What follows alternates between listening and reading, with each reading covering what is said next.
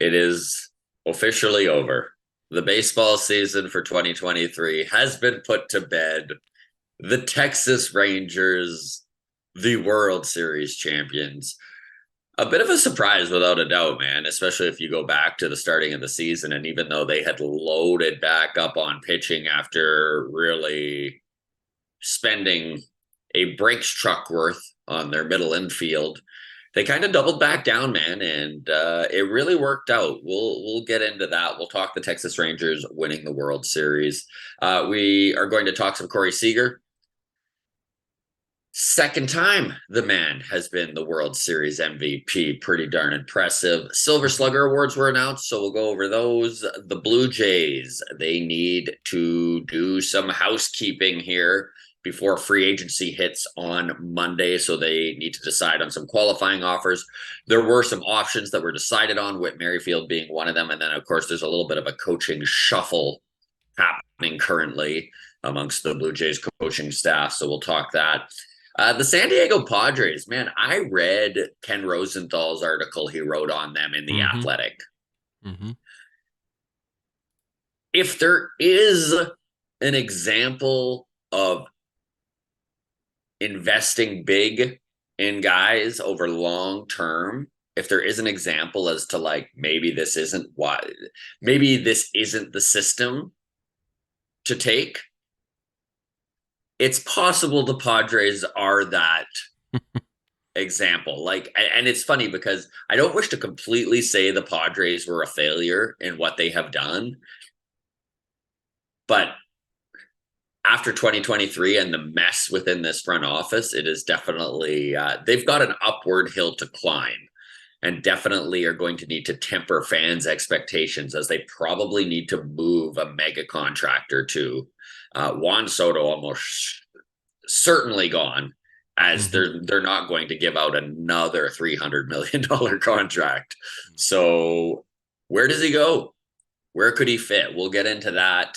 And then I think it's safe to say Major League Baseball's true hired gun is finally calling it quits, and Nelson Cruz are announcing retirement.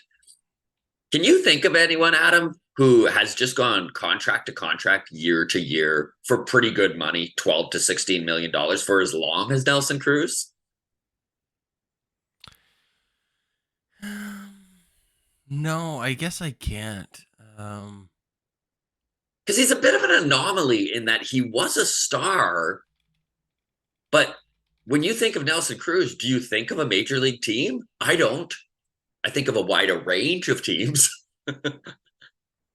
I think more of his personal numbers.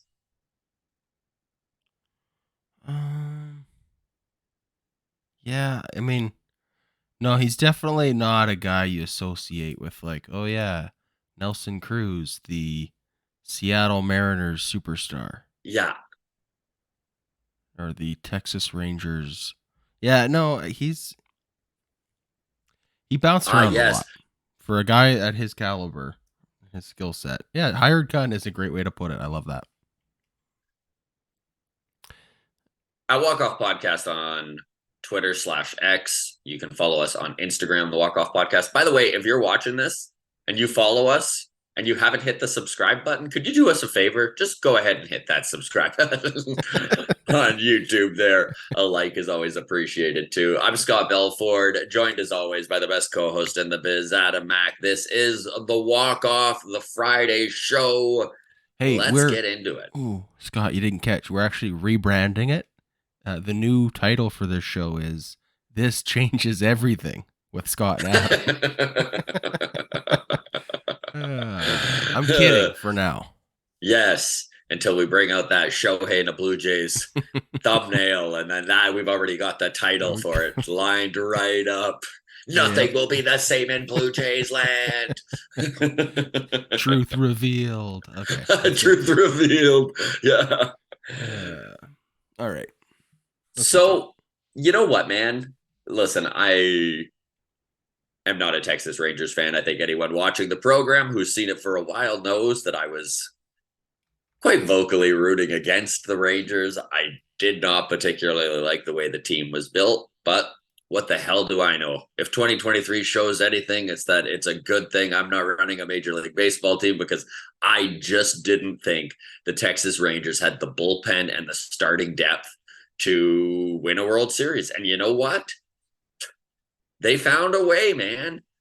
Lined up against the Diamondbacks. Diamondbacks had a very similar Achilles heel, and that, I mean, we watched them do a literal bullpen game in game 4. And I know that everyone was making a big deal out of this is the new strategy. It's like, new strategy. They had no one else to go to.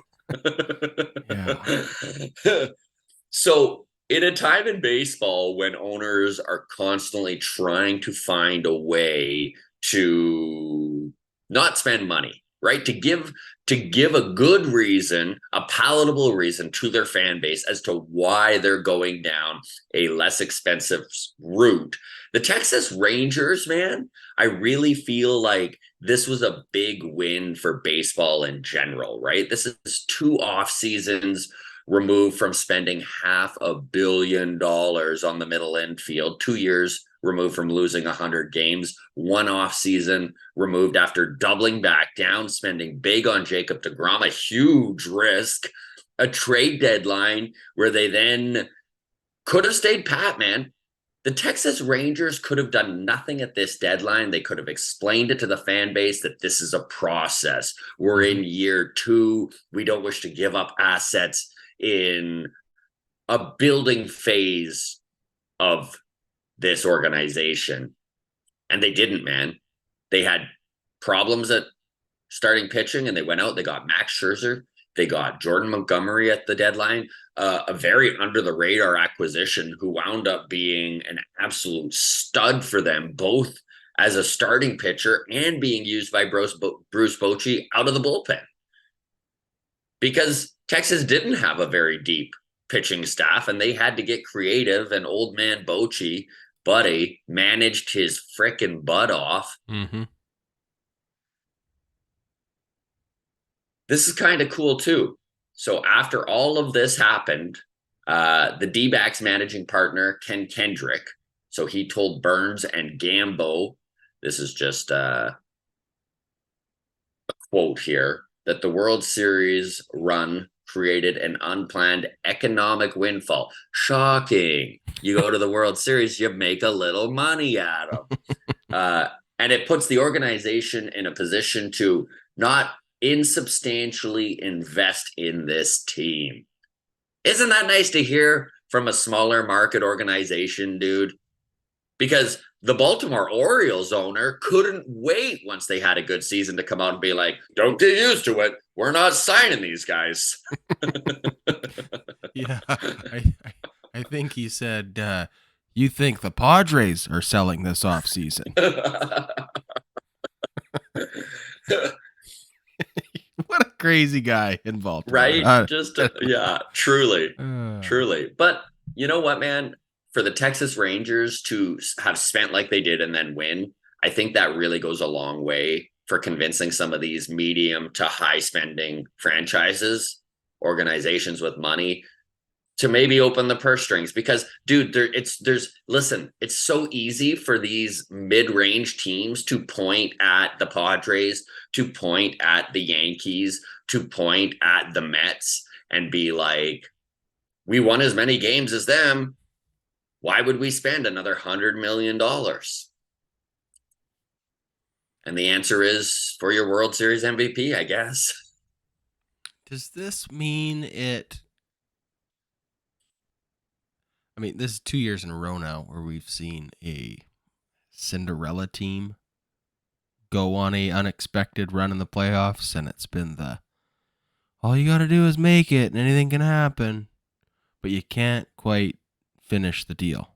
Is that an argument to be made here that, like, now the big dogs still come out on top?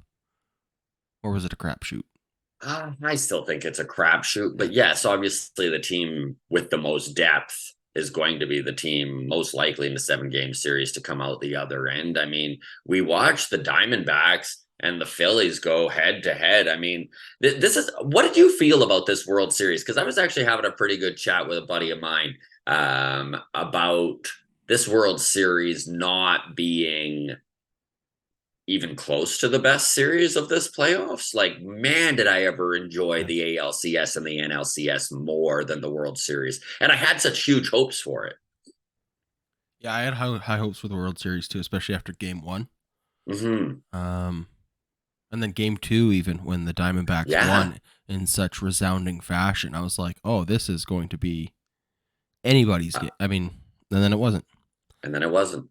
And then, I mean, kudos to the Rangers for winning 2 after losing Garcia Adolis, too, man.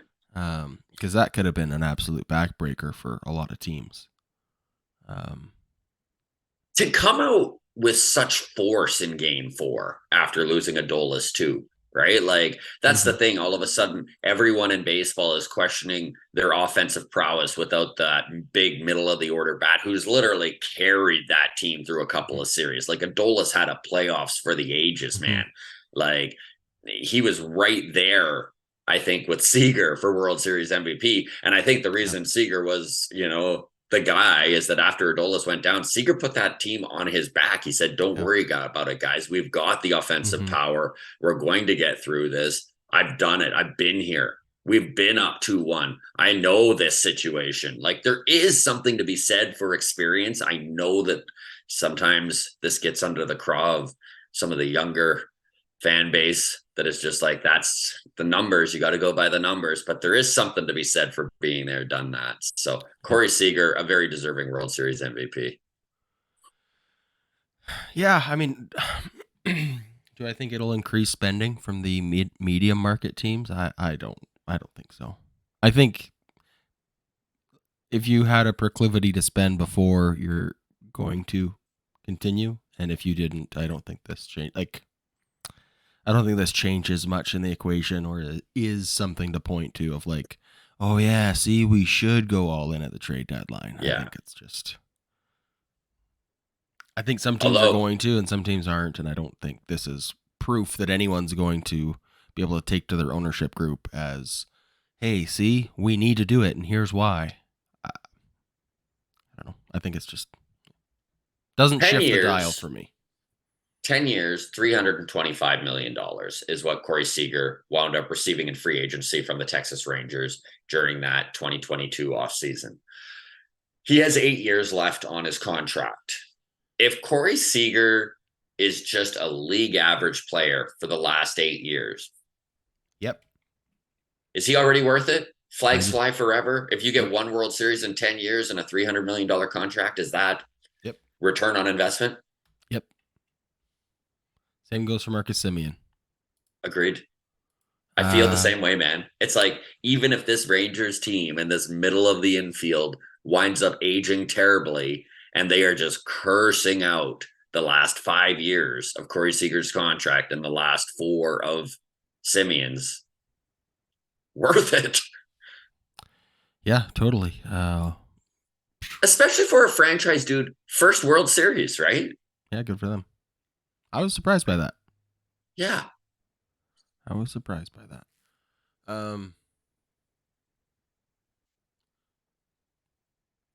I don't know if this is a poor reflection on me or not, but what was the name of that pitcher they spent big on in the offseason and then got like one game out of? Jacob something. The injured. Yeah. The elbow pain. It's, dude, like, so wild that legitimately DeGrom comes back healthy and this team is just a better team without even doing anything. Like, Jacob DeGrom, if you can just keep him, I mean, it's almost impossible. Yeah, I mean, that's it's crazy that they won in spite of him, not with him. Like, that was their big move this offseason, right? It really was. Like, I don't know. It's just crazy to me that you can go out, spend like that, lose it immediately, and then be like, "Oh, we're still good." Yeah, still worked out. And then to double down at the trade deadline and going out and get Max Scherzer, man, it's just, Who also, by It's the way, didn't like, yeah, sorry to say, didn't really, wasn't a factor in them winning the World Series in my estimations. Like, gave them some length. Like yeah, I he don't know, pitched like 4 innings one time. That was good. yeah, like I mean, it's pretty wild. I like the move of getting Oh, me too. Scherzer. Yeah. Whether he, I mean, the playoffs, the impact in the dugout, the presence, all the stuff that again the youngsters around baseball will be like, yeah, but he pitched to an 11 ERA. Like, yeah, I don't know. I still like those moves. Yeah, me too. Absolutely. So they And didn't have to honestly, rely man, on him. They had other guys to go. I was surprised by that whole Texas Rangers team, to be honest. even Oh, going out and getting a Aroldis Chapman, however you feel about him, kind of a giant piece of shit. But I mean, to go out and do that so early on to bolster that bullpen, a bullpen that obviously was struggling to find its legs, to double down once you get Max Scherzer and then also add Jordan Montgomery. What a great depth piece that nobody saw coming as being quite as impactful as he was. Just some really shrewd moves that worked out for the Rangers. If you were to play this out 10 more times, does it work out the same way? Who knows? It might even work out better. So many of these guys just wound up being injured and being non factors. So I think just showing the rest of that team that you as a front office, you as an ownership group are in. You're 100% in. And that's what the Rangers showed. So good on them hoisting that first World Series flag in Texas. um, the Chapman question. Toronto is a fan base that what's the right word for this without sounding judgmental? Pretentious? Moral high horse fan base? Not pretentious. I feel like moral high horse is a thing though Yeah. in Toronto of like we I don't think that there'd be a revolt if the Blue Oh, Jays signed you couldn't you Chapman, right? couldn't you couldn't bring in an abuser. No, absolutely not. Not in Um, Toronto. And but if good. it but if it happened anyways and we Yeah. won, would we care? I don't know, dude. And I think that this is why teams take risks on guys like that. Yeah, I mean, I'd have a hard time. I'm sorry to admit this publicly. I'd have a hard time not watching the Blue Jays win a World Series if they happen to have a piece of shit or two on their team to do it. I'd be like, oh, but we're good. Yeah. Yeah. I'm At not this, boycotting them. I'm gonna watch. I'm not I'm just gonna boycotting them. just check what it I'll is. take the What's the bumper score? sticker off my car, maybe, Yeah. but Yeah. I mean, I don't know. I think that's the reality of sports fandom, though. Is If the NFL proves anything, it's that they prove that. yes. I mean, I do think that like you can burn a fan base when you uh when something bad happens and you're on that team. Like Trevor Bauer Oh yeah. burns the Dodgers fan base, right? Like I think Yeah. whether he's vindicated or not through the lawsuits and whatever, um, like I don't think the Dodgers would ever want Trevor Bauer back or the fan base even, right? There's just too much bad taste in the water. But even if he was proved to be a total criminal and he did it and whatever, Hmm. uh, I feel like there's 20 other fan bases who would be willing to be like, oh, but it was in the past, like Yeah. he had a dog fighting ring, but it was in a different city, like Okay. dogs are different over there, like Yeah. I don't know. So fans are weird, man. I can't say I wouldn't also be on that bandwagon if we brought in a guy. I mean, A I piece of wouldn't. garbage. Yeah, I wouldn't get his jersey and be like, Yeah. yeah, I rolled his Chapman. Our clothes are the Yeah. best. Like, woohoo. But I'd be like, whatever. If we won, I hope I hope we win still. I don't know. I have a hard time turning the TV off. I don't know. That's all I'm saying. That's all I'm saying. So Silver Sluggers were announced. Hold on. Before we do And that, do yes, you want to talk Corey Seager, like the historic yes, legacy yes, of Corey yes. Seager? Let's actually get into Corey Seager, World Series MVP for 2023. Of course, he was the World Series MVP with the Los Angeles Dodgers in 2020 in the shortened season. He has, at the age of 29, put together a hell of a career.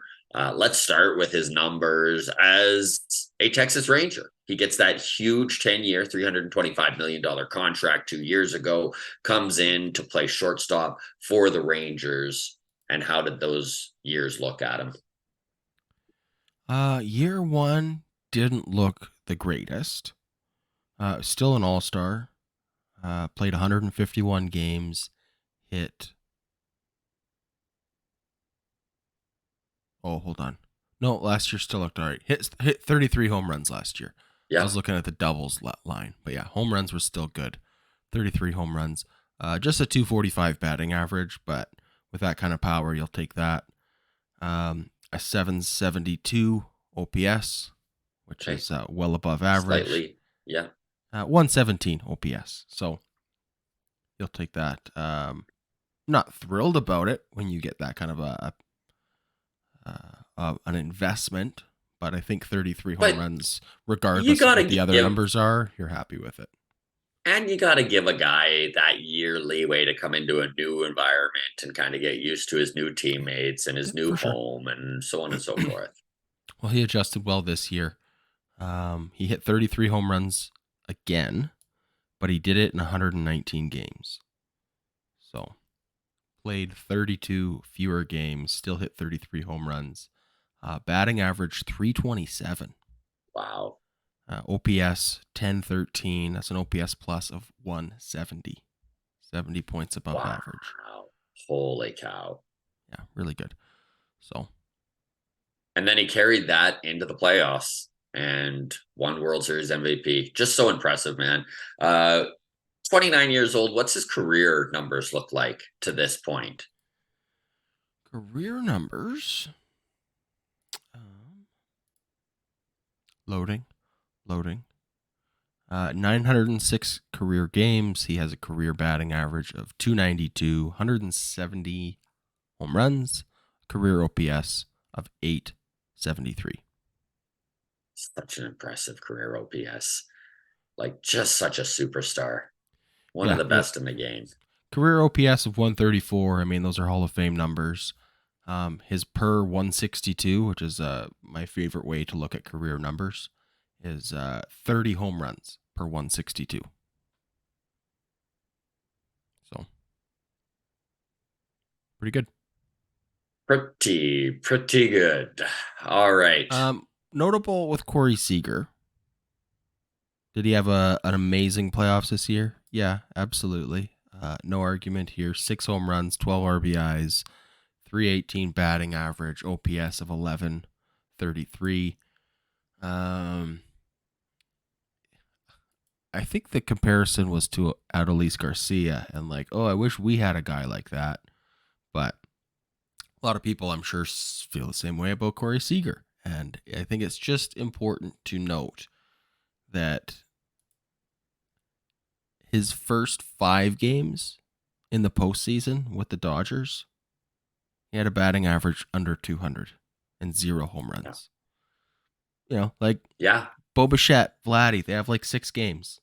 Yeah. Postseason experience. I mean, it's taken us 3 seasons to get there, but point is, you don't get playoff experience without getting playoff experience, I think is my takeaway. So, nope.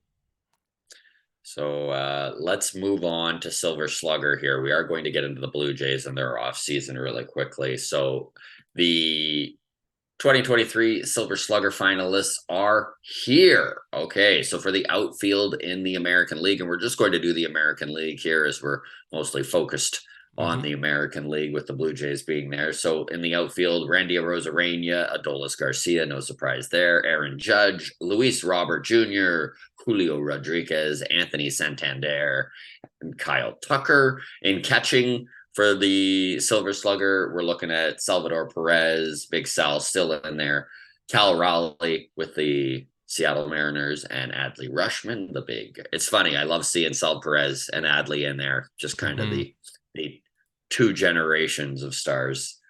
Designated hitter, we've got Yordan Alvarez and Shohei Ohtani. No surprise there. Utility players, Brandon Drury, Gunnar Henderson, Isaac Paredes, and the Blue Jays' lone Silver Slugger candidate, Whit Merrifield, of all people. Weird. And then first base is going to be Tristan Casas, Yandy Diaz, Nathan Lau, or Nathaniel Lau, I should say, and then Spencer Torkelson. Third base is Bregman, Devers, Paredes, and Jose Ramirez. J.P. Crawford, Corey Seager, Bobby Witt Jr. in at shortstop. And then Brandon Drury, Marcus Semien, and Gleyber Torres are the candidates for second base. So not a lot of surprises there, although I will say this. It was a little bit surprising to me to take a look at that list and not see Bo Bichette. So Bo Bichette had a very, very good year, a career year in 2023. He had 577 plate appearances, 175 hits. First year in the last three, he didn't lead the league in hits, and it's because he missed that 12-game span there, that 2-week span he had to take off. So he lost the hits battle. 20 home runs, 73 RBIs, a batting average of 306, and an OPS of 814 with a 125 weighted runs created plus. So J.P. Crawford was also nominated, or not also, but was nominated for a Silver Slugger award. Just to compare their numbers, J.P. Crawford, 637 plate appearances, so a few more plate appearances. He was healthy all season long. 142 hits, so fewer hits. 19 home runs, fewer home runs. 64 RBIs, fewer RBIs. A 277 batting average, so a lower batting average. 817 OPS, so basically the same OPS, and then a weighted runs created plus of 134. So he had a 9 percentage increase over Bo Bichette. You look at the numbers, and it's tough to be like, Bo shouldn't have been there. I know that Silver Slugger, this shit doesn't really matter, but Bo probably should have been the guy over J.P. Crawford. Kind of weird to see the league go that route, but Crawford also, I guess, had a very good year. Well, I mean, that depends on how you value stats, right? Like, I'm sure there are people who are like, hey, weighted runs created plus, that's all that matters. OPS is better, that's all that matters. So it's the same thing with the defensive side. I mean, seeing Anthony Volpe as the third nominee for Gold Glove at shortstop, I think there is a real argument that Bo Bichette probably shouldn't win a Gold Glove at shortstop this year, but should have been nominated ahead of Anthony Volpe. Yeah. So free agency starts in 4 days, dude. Monday. Yeah, is this when we talk about how Will Smith is our number one target for a bullpen ad because he's won the World Series 3 times in a row with 3 different teams? You gotta go out. You gotta get Will Smith, right? Get him in your bullpen. Yeah, the long winding road that is the end of the baseball season has arrived. The work that the Blue Jays need to do is they need to deal with some qualifying offers and some options. So some of this has been settled. Whit Merrifield's option for $18 million. That is done. Okay. The Blue Jays came out and they declined that mutual option, to which Whit Merrifield said, yeah, me too. It's mutual. I declined my side of the option too. No, it's not you. It's me. I declined the option. You can't fire me. I quit. I quit. Which, I mean, nobody was expecting the Blue Jays to pick up that. I can't believe I got the vaccine for you. Yeah. There's some hurt feelings in this breakup. So Witt's going to hit the open market. Matt Chapman, I have no doubt he's going to be offered a qualifying offer. It makes all the sense in the world. There's no way that The Scott Boras Corp allows Matt Chapman, the premier third baseman on the free agent market, to take a 1-year, $20 million deal. It's $20.5 million this year for 2023 qualifying offers. Chapman is going to be offered 4 or 5 years. It just won't be by the Toronto Blue Jays, but there is going to be plenty of interest in the defensive first third baseman. The hot corner, it's important. It's an important position. And I think that there's going to be plenty of teams that are willing to spend on Matt Chapman. Chad Green is the final hurdle the Blue Jays need to come to terms with before Monday.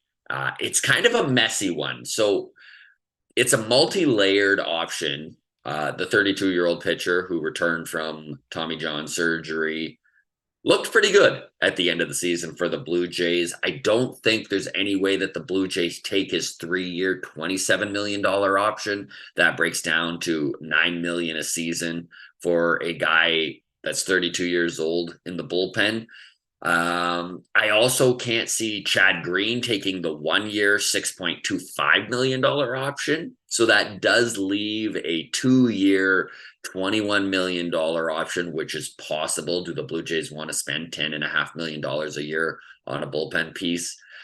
My guess is Chad Green actually winds up walking and going back to free agency. We'll see how this plays out. It's going to be interesting to see how the Blue Jays deal with that. It's going to be interesting to see the negotiations with Jordan Hicks. Is Hicks a guy they want to double down on? Because if it is, I bet you that means Chad Green's on the way out. So if the Jays go after this type of market for the bullpen, Chad Green or Hicks could be the guy, Jordan. But I can't see it being both. So it's pick your poison. Hicks is younger, has got that fireball arm. Chad Green is experienced and looked really good. We'll see. We'll see how it goes down. Lots for the Blue Jays to decide. Can I just say, I know that you don't think Matt Chapman would take a qualifying offer. Mm-hmm. He is the only good option at third base, the premier option at third base this offseason, and that's good reason to take it.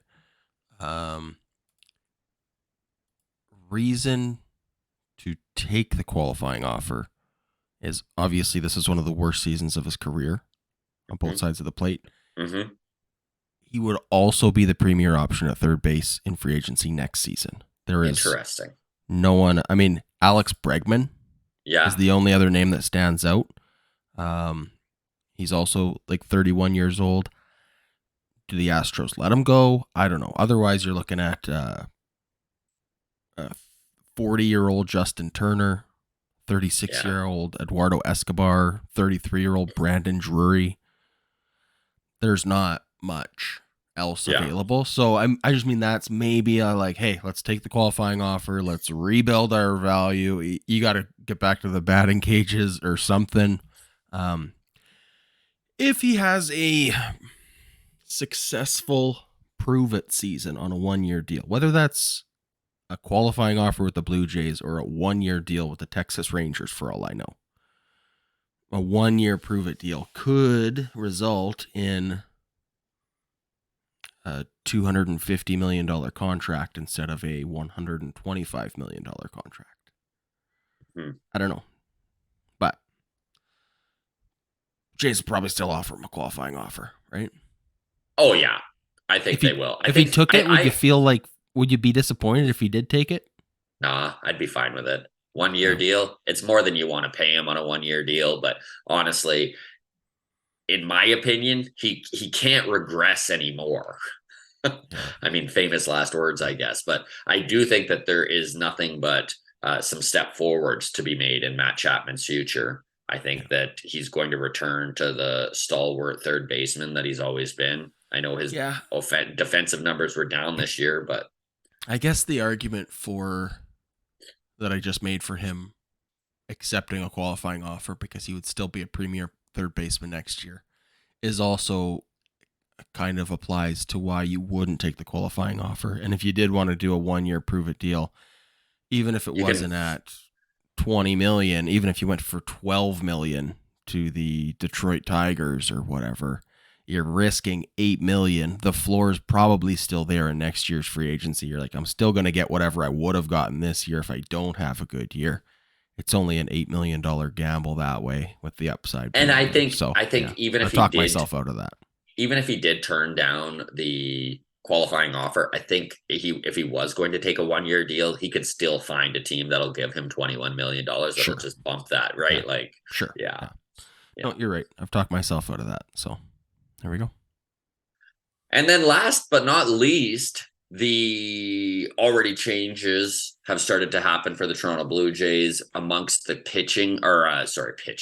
the coaching staff. So Dave Hudgens, the club's major league hitting strategist, is being reassigned elsewhere in the organization, according to 2 industry sources. The move opens up a second spot on manager John Schneider's big league coaching staff, as third baseman Luis Rivera retired earlier in the season after 11 seasons in the role of with the club, 11 years with the club.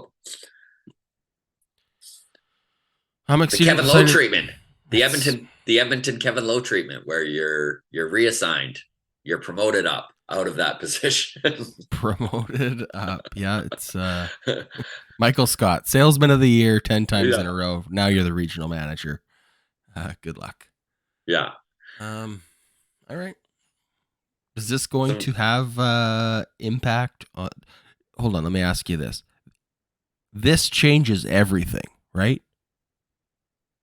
This changes everything. From an offensive standpoint. Throw it at the front. Yeah. Clip it, throw it at the front, put it on the TikToks. From a offensive output standpoint, I mean, we talked about like the Chris Black article on Mailbag about the contact heavy approach as opposed to the power oriented one. Is this a move that we'll see any reasonable differences next year, or is this just like a non-issue? Listen, this is all speculation, and I'm guessing. And because I know that not the whole fan base, I know a very vocal piece of the fan base has been calling for heads to roll. Yes. For a long time. And Dave Hudgens has been the lightning rod of a lot of that, being the hitting strategist. I know that Guillermo Martinez has taken a lot of heat. People want someone to blame. And what's frustrating with this Toronto Blue Jays is that doesn't exist. There's no one person. This team is run by a gaggle of khakis. That's the proper term. Yeah. For the analytics crew, a gaggle. It's a gaggle of khakis, yeah. I think that they need to retool the whole hitting strategy. Was Dave Hudgens the one guy being like, this is how we're doing it now? I don't care what anyone else says. After 10 years of being within the organization, I think it's finally my time to shine, and this is the new strategy. There's no fucking way that happened, okay? There's no way Dave Hudgens was making any actual decisions. So shuffling it definitely makes it seem like the Blue Jays are doing something, right? Everyone's so worked up that Ross Atkins is coming back and that Mark Shapiro's coming back and that John Schneider's coming back. So it does allow this front office to be like, we retooled the coaching staff, and everyone is going to be like, oh, thank goodness Dave Hudgens isn't there anymore. Even though he's just going to be in the office next door, handing in his spreadsheets to a new guy. So, how many days until we start seeing the bring in Dante Bichette posts? I'm already seeing them. I'm already posting them. I'm already posting them. Move over Dante, bring in Ryan Long. I don't know. If this how do you feel about this? Like, do you think it matters at all? Not even a fucking little bit. Not one iota. I think it's such a clusterfuck of a VPN in that organization where like there is just everybody is so insulated from any accountability in such a fucking smoke and mirrors kind of way. It drives me nuts. It does me too, man. They're not the only organization to do it. They're not the. I mean, it's not unique to the Blue Jays. It's not unique to sports. It is the Yeah. fucking way of the world now, and the fucking it's. But yeah, I mean, it's fire one guy, but his underling or her underling is just as entwined, and it's Yeah. like the relationships are there, and yeah, anybody who's excited about the retooling of Our one hitting low strategist. level Yeah. hit like thing is like you're crazy, man. Like you're crazy. I don't know. People want someone to blame, I guess. Yep. If it makes you feel better, it doesn't make me feel Doesn't make me feel better. better at all. No. And I Now don't know we shit are from Shinola, so let's we are we are going to transition here, Adam, from one organization that we're kind of upset with to another organization that I guess makes me feel good about where our organization is, despite the lack of communication, wait, despite wait. some of these. Can I guess what it is? Yeah, yeah, yeah, Is it yeah. the Sudbury Blueberry Bulldogs? Nailed it. Fuck yeah. Man. Just started watching Shorzy the other day, so Isn't it fun? It's way more it's fun than I was expecting, actually.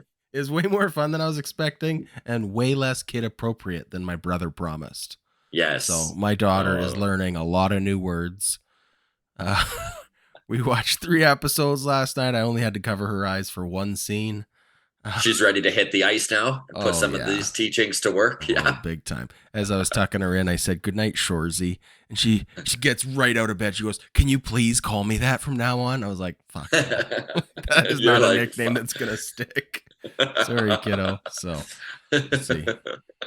So the mess that is the San Diego Padres continues to unfold in front of everyone's eyes. Ken Rosenthal wrote a very in-depth article in the Athletic about what is going on, and the San Diego Padres, one of the top selling teams in baseball when it comes to tickets. They fill that stadium night in and night out. They ranked second in all of baseball.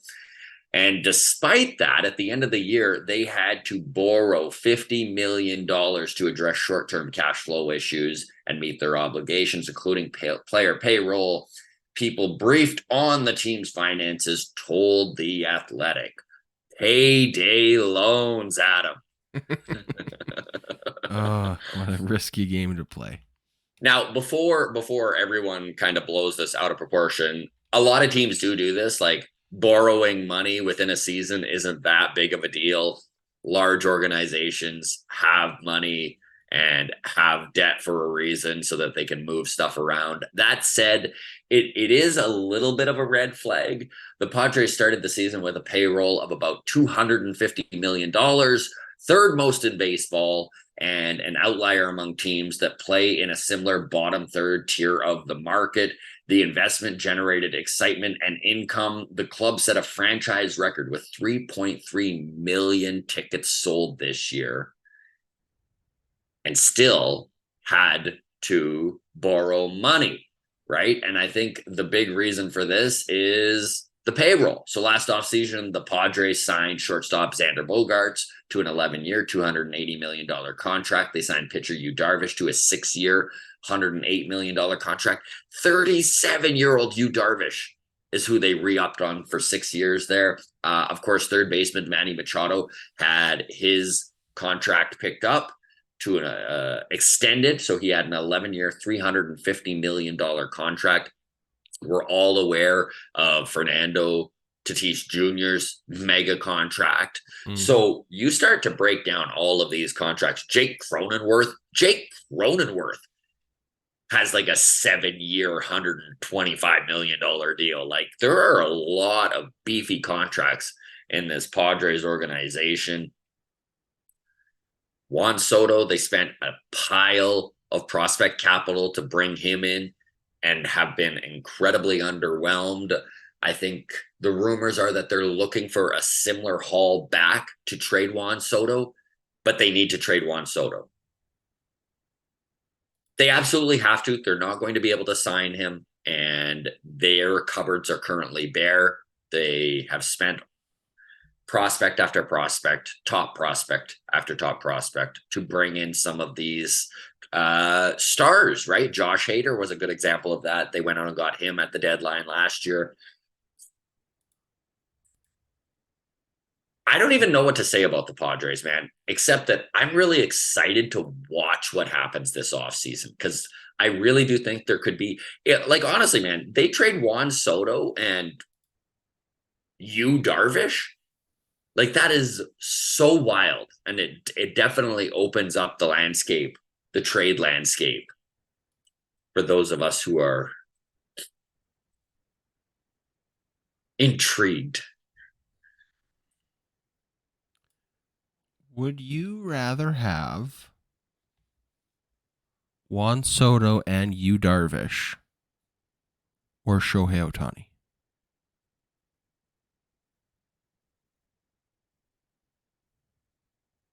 That's a really good question. Shohei Ohtani?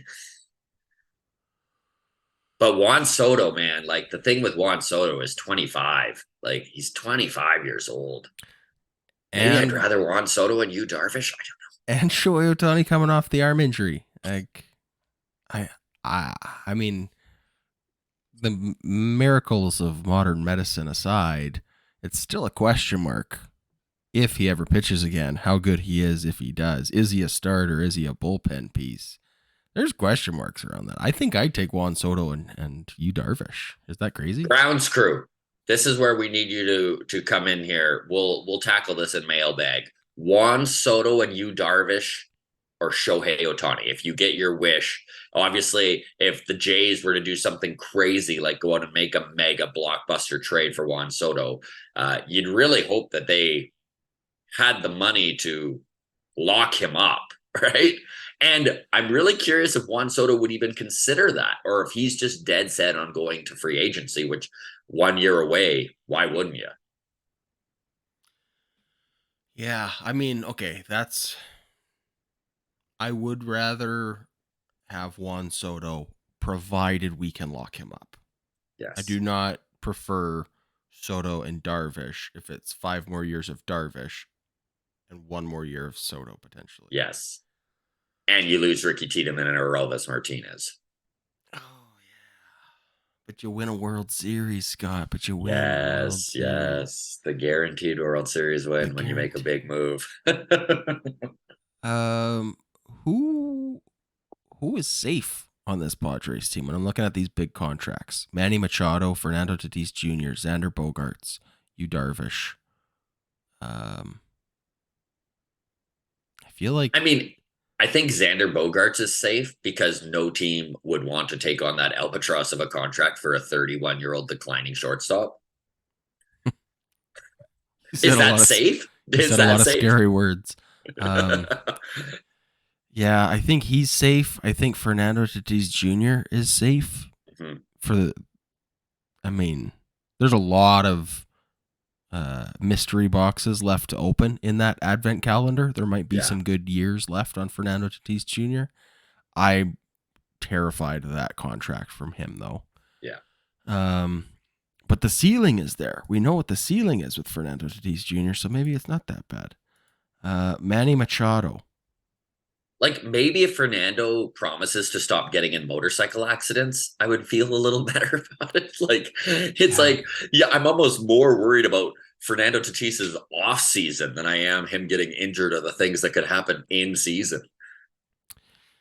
Yeah, Machado feels immovable too. 11 years, $350 million. He's 31 already. Mm-hmm. That's so it's just Darvish and Juan Soto that could go, and then some of the other guys, like he said, Jake Cronenworth or whatever. But for big money, that's a spicy meatball. Man, they are still locked into so much money that they probably regret. Yeah, agreed, man. So, okay, we talked off the top about the Texas Rangers, and is that proof positive that teams mid to upper mid market teams should, in fact, spend big and go for it at the deadline and free agency and get that extra to go over the top. Is the Padres the opposite of, like, we saw how much success the Atlanta Braves are having with the contracts they've offered out, and of course every Blue Jays fan that still has their hasn't lasered off their Alex Anthopoulos heart tattoo yet still pines over the success that he's having in Atlanta. Very similar situations, though. It does go to show you, man, a few down years and things can get ugly in a hurry, right? So it's still early in that Atlanta Braves experiment. Yeah. The contracts that they started handing out, are those, two of them were pre-World Series, right? Ozzie Albies and Ronald Acuna Jr. Everything else has been since then? Yes.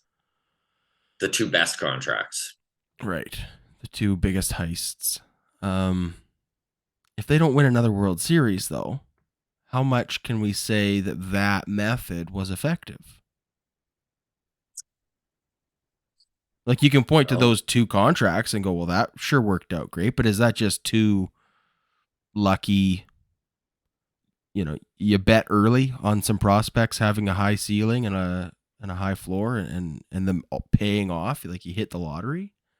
Or I don't know. I'm still so skeptical of that whole Atlanta experiment. So I'm curious to see how it plays out too. It could really be genius in the new wave in baseball that builds a mega team, a behemoth, to take Mark Shapiro's words that never wound up coming to fruition. But it could be disastrous, but it could also, like, man, it could really work out. They could be the best team in baseball for the next 5 years. And if that's the case, it's a total success. Because, okay, they won the World Series in 2021. They were only an 88 win team that season. That's right. Can I say they were lucky? Like, do they? No, I know, not lucky, but like, do they fit the Phillies and the Diamondbacks description? I mean, in hindsight, we don't think of them that way, right? Because they've been juggernauts since. They've spent in free agency. They've gone out and made trades and whatever. But when they won their World Series, they didn't have the expectations, right? They were kind of surprised everybody, right? Like, yeah. I don't know. It feels luck based. They also lost Ronald Acuna Jr. midway through the season and won the World Series without him. I don't know. That's a hot take for me, but I would say the 2021 Atlanta Braves World Series champions. There's always going to be on their side. There's always luck on the side of the World Series champion, though. Let's be serious. Like, even look at Texas this year. They could have just as easily not made the playoffs. Like, they were so close to not making the playoffs. So, like, truly, even the Diamondbacks, like, look at the Diamondbacks. They go to the World Series. They were an era in the Cubs outfield away from the Cubs being the team. So who knows, man? But yeah, still a lot of years left in this Braves experiment, and it is going to be interesting to see how it plays out. It's just funny that it worked on year one. Like, year one, it worked, and it might never work. Like, it could be. I mean, we talked Corey Seager. This contract has already paid for itself. Yeah. Right. 2 years in, it's already worth return every on penny, investment. Right. Yep. So it's just funny that, like, the next 8 years of the Atlanta Braves could be an absolute fucking train wreck nightmare. Yes. And I feel like the public perception in Atlanta, maybe not in Atlanta. You know what? Atlanta might lose favor with Alex Anthopoulos before Toronto does. Yes. Isn't that crazy? Of course. Right? Like, 5 years from now, when those contracts are all like, you're tugging at your collar over it, the Braves are going to be like, why the hell did we give this guy so much money? And Blue Jays are still going to be like, they won the World Series, though. Yeah. No, Fire and Ross Atkins. it's true. It's funny how Oh it's man. just like it's so easy to the grass is always greener, I guess is Mm-hmm. the best way to wrap that up. Yeah. All right, buddy, we are getting long in the tooth here, so let's wrap the show up on a little tip of the hat to the ageless wonder who is now aged. Nelson Cruz announces retirement. This is a dude I know that Adam and I were talking off the top of the show. He's the true hired gun of the last decade. Went from team to team. I don't think he spent more than 2 years with a team in those last 10 years of his career. He hit bombs and got paid $15 million a year to do so year by year. Yeah, here's a not a comparable, but a comparable I'm going to say anyways. Matt Stairs Yes. just played for a dozen teams over his career. Canadian Matt Yes. Stairs. Just another guy that I mean, Found a didn't niche for I'm not himself. saying has the same he's not on the same level as Nelson Cruz, but just went job to job, paycheck to paycheck. I like that. And found success doing his thing. You know, like you knew what you were getting when you brought him in. But yeah, Nelson Cruz, he's a gem. Let's look at Let's his wrap career up numbers. on Nelson Cruz's career numbers. I don't think that he is Hall of Fame worthy, but he is definitely a guy who he'll be on the ballot. 464 career home runs. Man, maybe that is, I don't know.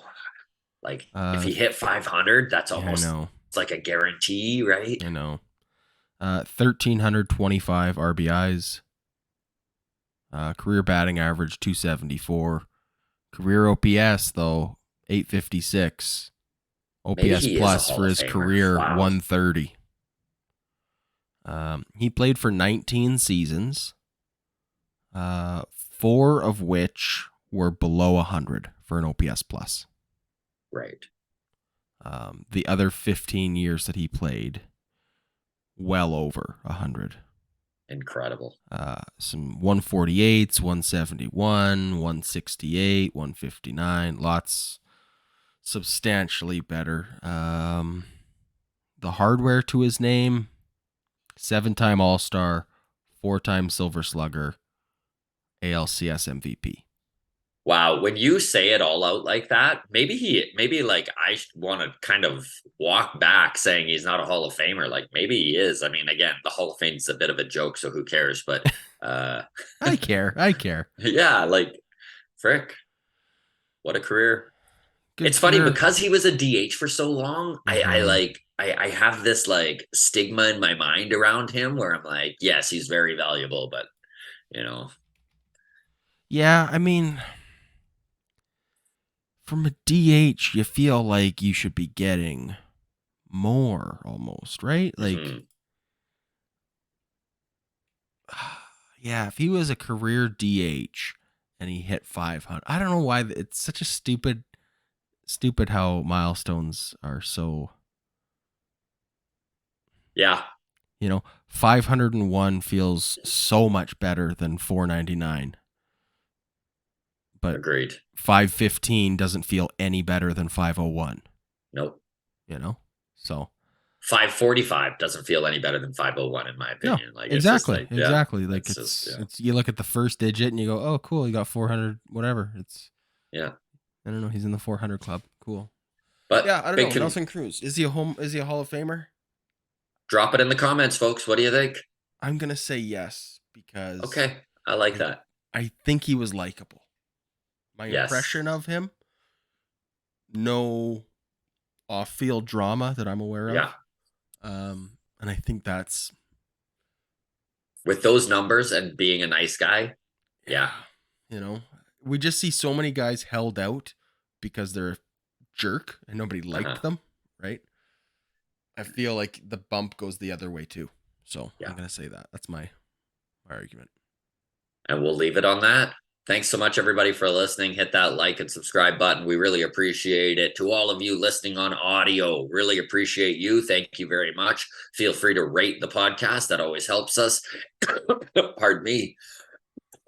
Of course, right at the end, eh? Almost got there. Patreon, a tip of the hat your way. We'll see y'all Tuesday for mailbag. Cheers. Good. Cheers.